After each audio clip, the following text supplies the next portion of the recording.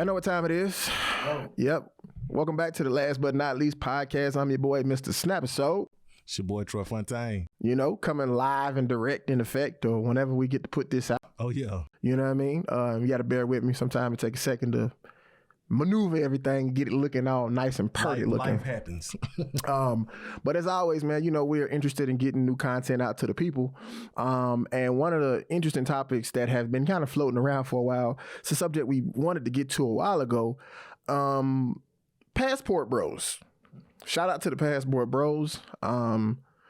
It's a foreign concept to some, but I'll give you a breakdown of it. So essentially what's happening is a lot of men, black, white, or whatever, you know, whatever your nationality is, they have succumbed to the pressures of Western modern women, right? Mm-hmm. And by that, I mean like not feeling worthy enough, feeling like, you know, they don't get the opportunities because maybe financially they don't make what other guys make. And they just have a hard time finding a spouse or somebody to be a companion, right? Right. So what they're doing is guys are going around in masses, getting their passports, and they're going to like Colombia, they're going to the Philippines, they're going to areas where they have more agreeable women. That's not bad. And a lot of women are unhappy with the shit. Like they pissed. Why they pissed? Well, again, y'all, they're not accepting these guys. So these guys are making them wait for themselves, and they're getting a passport and going to find somebody to accept them. I agree 100%. I'm confused it's like you're saying, you're not good enough for me. I don't want you. But I don't want nobody else to have you. Right. They don't want nobody else to have you. They still want you to be an option for them down the road. Let's just say life happens and the guy that they've been chasing knocks them up, gets them pregnant and leaves them. Right. They still want to have somebody else that's going to take care of them. That's messed up. It's selfish. You can't do that. Yeah, you can't do that. That's not cool. But that's what we're dealing with here. You know what I'm saying? If you think about it, especially as a black man, let's talk black specifically, okay. Right? If a black man go get a white girl, oh my God. Oh my God. It's like the worst thing. Get the scaldest looks. Like, what is this? He couldn't handle a real woman. Like, you know what I'm saying? Like, what is all this like real? I handled the woman that wanted to love me. Right. Whatever happened to just finding love? Like that's what kind of throws me for a loop is like, I'm happy. Why can't you be happy for me being happy? Right. You know what I'm saying? Like, I just... That's crazy. It is crazy. And before I got married, I considered it before it was even a hashtag, nigga. I was like... Because it's just like... Women don't know. Like, you have to fight to get in front of these women. Like, a lot of times, bro, you got to fight. You have to do so much just for a woman to kind of glance at you and to catch your eye. Like, exactly. You know what I mean? And then everything else has to go perfect. Yeah. Because guess what? It's like 9, 10 niggas already in line waiting for you to fuck up. You speaking the truth. Keep going. You feel me? So it was just like, bro, the dating scene was just like, it was so exhausting, bro. From the haircuts to the clothing to the dinners to the bullshit conversations that you have and how was your day? What's your favorite food? I say this all the time. Everything that a man does is for the attention of a woman. Definitely. Everything. Like you said, from the way we look, from the way we smell, from the way our physique. This woman said she wants somebody that was in shape. So I got to go to the gym, work out. She like this man to wear this cologne. I got to go get this cologne. Cost $300 a bottle. So everything a man does is for the attention of a woman. That's what I think. Oh, definitely. Most definitely. Because, essentially, what else would you be doing if I ain't doing it for no niggas? You know what I'm saying? They gonna say, do it for yourself. No. Because if I said I didn't do it for a woman, I'd be the dig on the sideline talking about something. You don't find that suspicious? You don't find that suspicious? That's a little suspicious right there. You don't find that suspicious? And we based out of Atlanta. Right. So, you know what I'm saying? Like, it's not, and there's always been an attack. There's I say past 6 or 7 years, there's been like an attack on masculinity, right? Mm-hmm. And some of it was necessary with the Me Too movements and some of the leverage games that these executives were playing as it pertains to dealing with women, opportunities, et cetera, et cetera. So I get that, right? But it's been an overcorrection, right? Now it's like anything that's masculine is on the back burner. It's shunned, it's shamed upon and stuff like that. So you got a handful of women that's saying, we want equality. I get that. But then you got another handful of women that say, where the real men at? Well, we have to kind of blend in with society because now we have targets on our back. Right. everybody is looking at us like, y'all animals. Why don't you conform to the new way and this, that, and the third? But deep down, I think most women still want a traditional man. That's what they want, but they don't act traditional. Talk about it. I'm just saying, you want a traditional man, but you don't do traditional things. You don't cook, you don't clean, you don't. I don't really like the word, but we'll use you don't be submissive like you're supposed to. Yeah. You won't let a man lead like he's supposed to. Yeah. So they're not traditional. But what's wrong with the word submissive? I mean, I know it's that's like trigger word. That's a trigger word for most women. Trigger word. That's why I don't like it. It'll trigger somebody like, I ain't submissive. Yeah, but it's not slavery. Like, you know what I'm saying? Like, it ain't like you do. I'm putting you in a cage in the end of the night. Like, that's not what it is. It's just a matter of, I trust you to make the big time decisions. What's wrong with it? I don't think you should be with a man that you don't trust to make those kind of decisions. If you don't trust me, you shouldn't be with me. Exactly. So, when you look at it, from top to bottom, to think that there are good men that have to go overseas to feel like they're worthy. That's crazy. It's crazy. I can't even go down the street in my corner store, meet a female, get to know her, marry her, and live a happy life because she got these whole modern ideas about things. Yep. So if I can't do that, I get a passport, fly overseas, stay there a couple weeks, meet me my woman for my dreams, marry her, and probably leave her over there so she don't get poisoned by all these other women.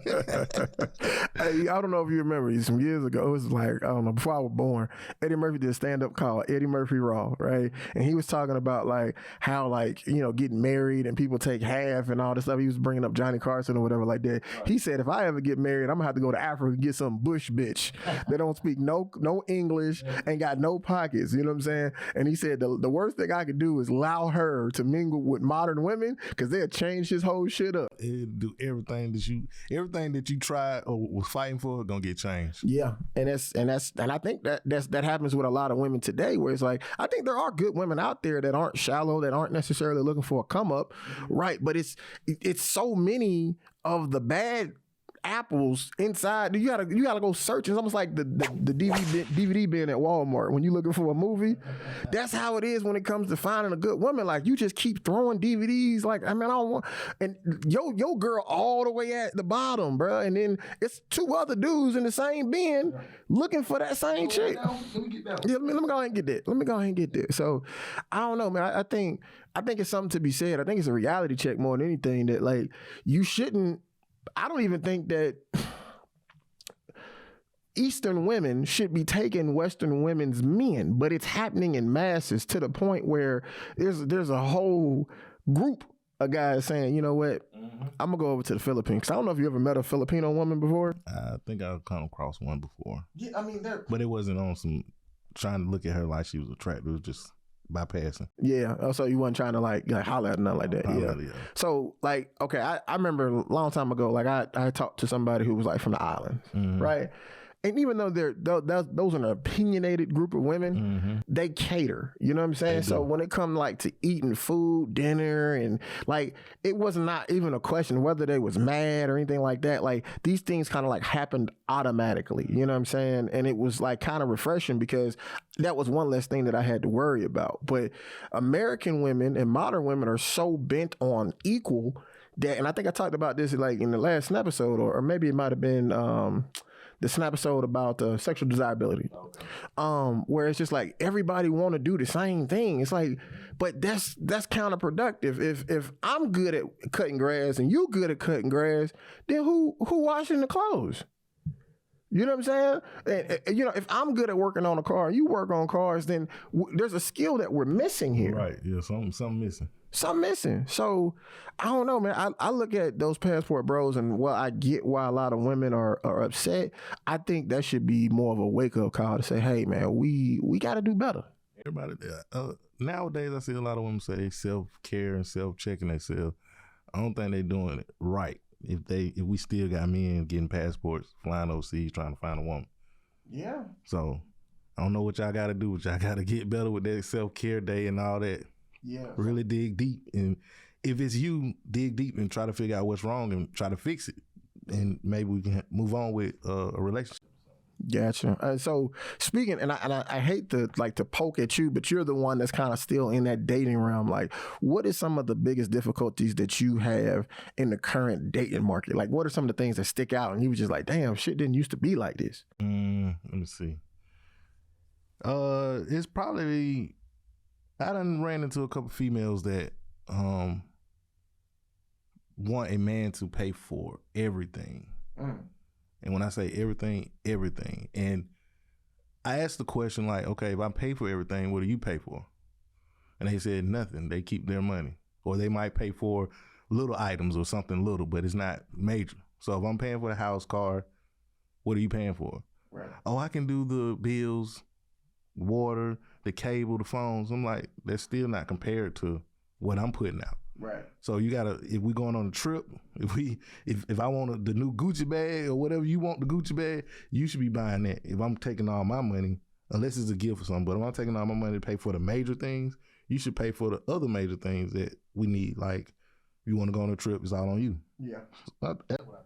I'm with you. And I think it's almost like women form contingency plans in relationships. Like the fact that you can be with a man and not pay for nothing and just simply say your money, all that's really doing is getting you prepared to when y'all ain't together no more. You gonna leave and you gonna leave with a big bag. You gonna leave with a big bag. I'm broke. Like Kevin Hart said, she took everything.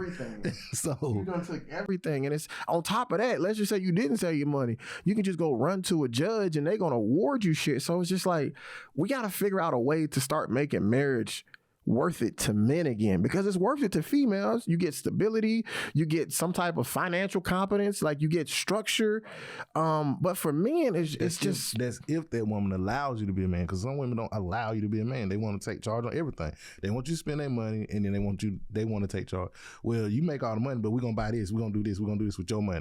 That would absolutely not work for me. That's what some women do. It would not work. And then because I mean, again, like I'm married, but like we have separate bank accounts, right? And it's not like we couldn't combine it. But I just didn't. What is the point of like questioning everything like I have to trust you. You feel me? Like, and you got to trust me that we're making the right decisions. And then when we have to make big decisions, that we can come together and make big decisions. But as far as like commingling funds and trying to figure out who contributed what and this, that, and the third, I got to really love and trust you to do that. It's a problem. I got to. It's a problem. It ain't even like a trust thing, because I don't think my wife would take any money or nothing like that. But it's just like, again, let's just say on a whim, right? I went and got Chick-fil-A for lunch. Why is that a conversation? You feel me? Like, why? I know small arguments and what causes small arguments, right? I can hear my wife saying, I want a Chick-fil-A.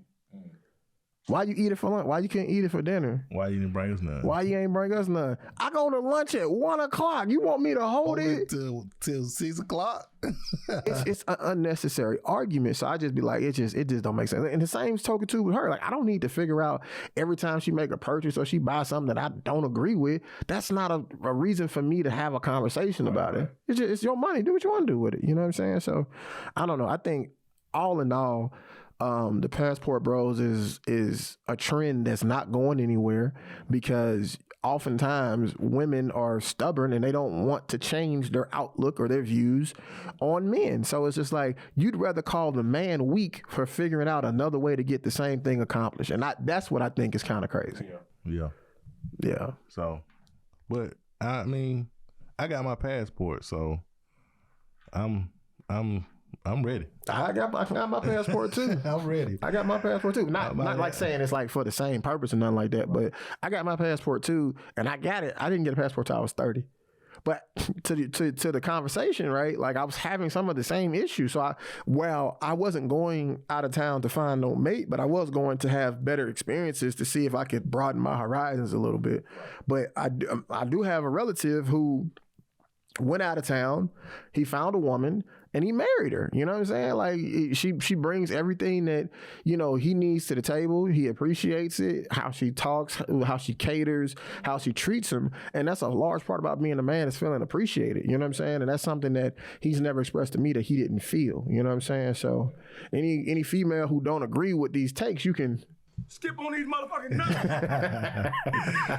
nuts. Shout out Bertie Mac, R.I.P. Mac Lane, R.I.P. So yeah, man. Now let me ask you this: do you think the Passport Bros would be relative back years back? No, I think men been doing it. I think so. I think men been doing it. I think black men hadn't been doing it. Yeah. Oh yeah, black men. Yeah, black men probably just now getting up on it, but. Yeah. other ethnicities probably was already doing it. I didn't even. I mean, Would you think it's like a mail order bride type thing, or is it you going over there? I'm picking what I want. Yeah, I mean that is because it's like, again, you here in the States, right? There's so much competition. You got to take kind of what you can get. Yeah. I mean, as a man, and that's, I know, ladies, y'all gonna disagree. And no, it ain't like that. You're talking about a small minority of men who have the selection of whoever female they want, but by and large, most men have to take what they can get. And what is it? I think it's 1 out of every 3 men is either in a sexless relationship or hadn't had sex for like in a year or something like that. Like, the statistics is crazy. So that's telling us that there are men that are getting laid, but it's just not in mass. It's the same group of guys that's out here doing it. So as a result, if you a guy and you seeking companionship, you know the depression rate for men is sky high. Oh, yeah. Suicide rate, the undead rate is sky high. You know what I'm saying? So it's like, you have to find a way to cope with these things, and you need to find a companion. I don't know why you would be shunned or shamed for going to another location to find a woman and being able to get your pick of the litter, because they appreciate your $45,000 a year, unlike most women now. It's more so a preference. You can look at it as a preference. I prefer these women.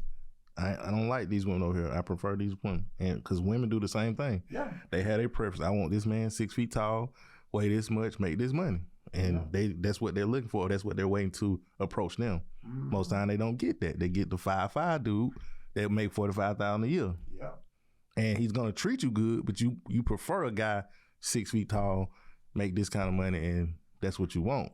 So yeah, but let's go into that, right? So the woman who does get the guy that's 5'5" to make $45,000, she resents him. She does. She's with him. Why she resent him though? Because that's all she was able to conjure up.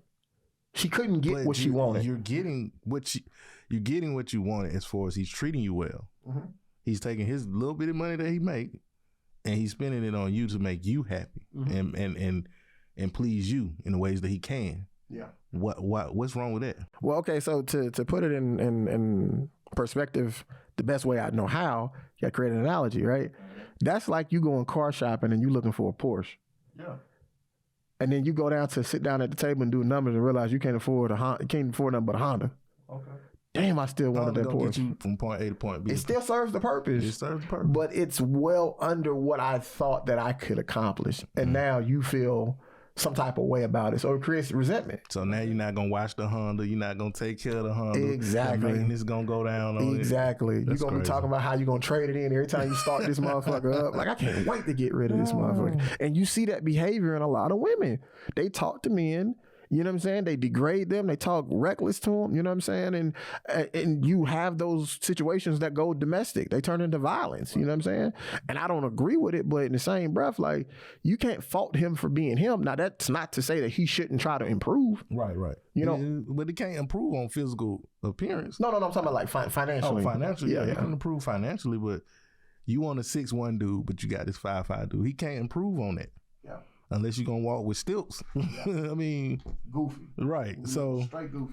That's something he can't fix that. Right. But I mean, again, and most women can't even articulate why they prefer somebody who's 6'1". I think they got into a group and they just said, I like guys at 6'1". I asked this question to not all of them, but most women, they say they want a 6+ guy. Okay. In height. Yes, they say, I heard this answer numerous of times. Mm-hmm.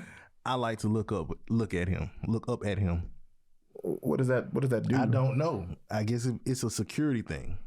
They feel like a 5'5" guy can't protect them like a 6'1" guy. Well, I mean, I think that's extreme though, don't you think? You know what I'm saying? It is, but I asked, and then I come back with this question.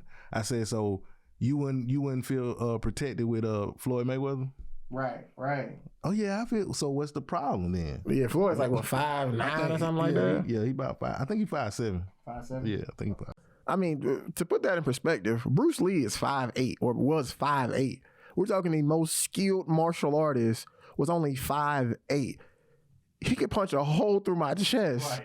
So look up Mike Tyson. Mike Tyson wasn't that tall either. I think he 5'7" too. Mike Tyson. Iron Mike Tyson. Mike Tyson 5'10". 5'10". So he ain't even 6. Yeah. But he's the hardest hitting, fastest throwing punch man you know. Yeah, man. I think it's just, I don't know, man. And again, they make exceptions for who they want to make exceptions to. So it's like they have these blanket statements like, oh, I want him to be this and I want him to be that. But again, if I'm the guy and I have everything that it is that you're asking for, right? But you coming to the table with a kid from a guy who was 5'6", 5'7". So really your standards really only apply when you choose, when you see so fit. Like it's not something that's set in stone. So if it's not set in stone, why wouldn't you just open up your horizons and allow people to get in your space and judge them on energy more so than their I mean, I get you have to be sexually attracted to somebody. I get that. I'm not knocking you for that. Right. You can't fake sexual attraction. Bam. But as far as like the height thing goes, like that's like me looking at a woman with no hips saying I don't want to date with her because she probably couldn't bear enough children. She couldn't bear them naturally. Wow. You know what I'm saying? But I'd be a misogynist if I said that. You know what I'm saying? Yeah. But it's the same thing. It is. You know what I'm saying? So it's like, come on. That person say he ain't what I want. That ain't what he's not gonna be able to protect me because he's 5'5". So that's crazy. That's crazy. That's how women think.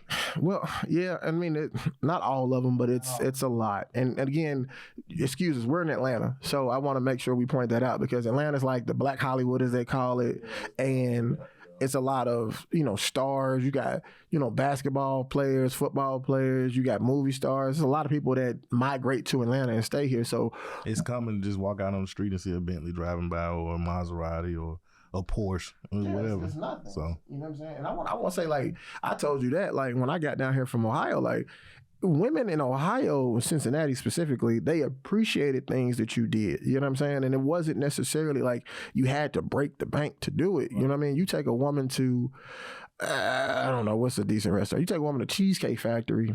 That was her birthday gift. You feel me? Like, and she was just like, ecstatic that you would take her somewhere like that.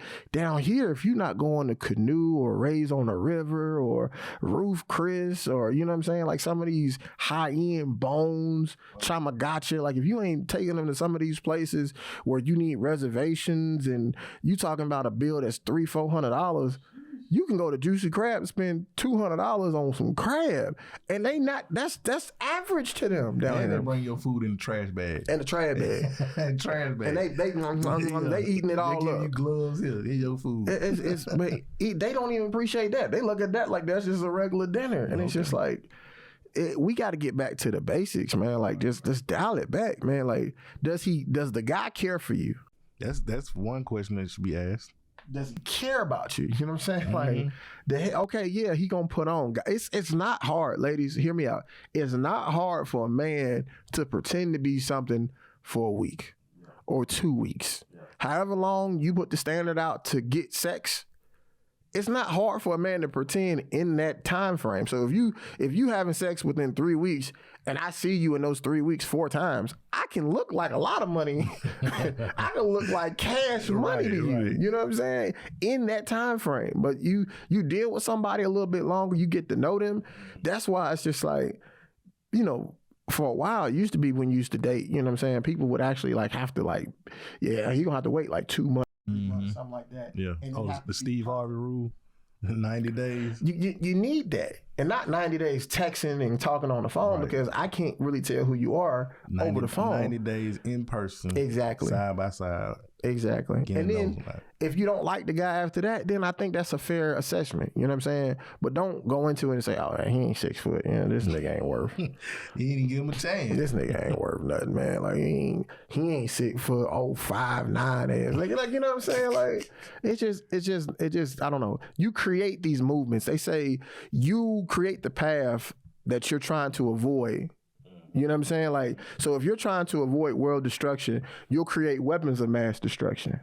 You know what I'm saying? Trying to avoid it, but you've created the very thing that will keep it going. Exactly. And that's what I think a lot of our women are doing. It's like, you don't appreciate men until you're gone. And we get that in hip hop culture too. Like, we don't appreciate artists until they dead. You know what I'm saying? Look at Nipsey Hussle. Now, granted, I'm guilty too. Before Nipsey died, I probably heard 2 Nipsey songs. You know what I'm saying? Like I was on Nipsey. I just wasn't like going to get his album, but I knew a couple of his songs. No, I didn't listen. I mean, I listened to his interviews. Yeah. I definitely listened to his interviews. Yeah, you know what I'm saying? But I never really. Pop Smoke was another one where it's just as soon as he died, his music took off, and I was just like, I mean, the music was cool, but it was a little gimmicky for me. You know what I'm saying? But them and those are West Coast artists. Well, West and East Coast. Let's bring it back down south to like Bankroll Fresh. Yeah, Bankroll Fresh. Dolph. He was on it. You know. Yeah. So. Yeah. Now Dolph was kind of. I think he was bigger out of everybody who passed away. Who was. I think he was bigger than those, but I think he could have became bigger. Oh yeah. So that's a whole nother topic. You want to talk about hip hop, the rap game, and how they continue to jip and rob these artists and stuff like that. Yeah. That's a whole nother topic, and I would love to have some more people on the pod for that to give their perspective, because I'm still like taken back about how many of our black artists that's given us classical music over time that are broke.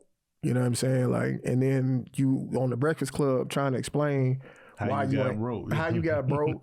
Master P up here trying to tell y'all he ain't robbed nobody and all this other stuff. It's like, bruh, it's all the same stuff. Whether you talking P. Diddy, you talking Jermaine Dupri, you talking Puffy, you talking Birdman, the music business from top to bottom is flawed. Right. You know what I'm saying? So that's something we can definitely get into. I think a lot of people know it too now. Yeah. Back then they didn't, but I think now they know it. So that's why a lot of people going independent. You know, they getting distribution and staying independent. Yeah, well, the Passportbros is independent too. Yeah, they went independent. They now they finna go over there and get that deal when they fly across the water. They finna get that deal. Hey man, you gotta go straight to the supplier sometimes. They cutting out the middleman. Going straight to it. Hey, you gotta do what you gotta do sometimes. I mean, they say doing the same thing and expecting different results is the definition of insanity. It is. So even if you fail, at least I tried something different. Right, I did. That's all you can hope for, man. That's all you can do. So that's good. Yeah, man. So, this was a nice quick little episode, man. We appreciate y'all tuning in as always. You know what I mean? As always, snap that bell, subscribe, like. We'll be doing another cash giveaway for our followers and things like that. Oh, yeah. We want to encourage engagement and things. So please like, subscribe, comment. You'll enter your chance to win a gift card. We'll get that out to you guys. So side note. Yep. We still waiting on them 100 likes so he can rap. 150 likes so he can rap. He need 100 so he can dance. So he gonna crank the Carlton dance for y'all. So he can rap. Yeah. And I'm gonna do it too. You know what I'm saying? So if we can get that done, we'll make that happen. So man, like y'all just keep us posted. We gonna get y'all some more content as always. For sure. We got a couple guests coming down the pike here. We got good content, good topics and things like that. So let us know what y'all feeling. We hope y'all have a great day. Y'all be blessed. Yeah. Out.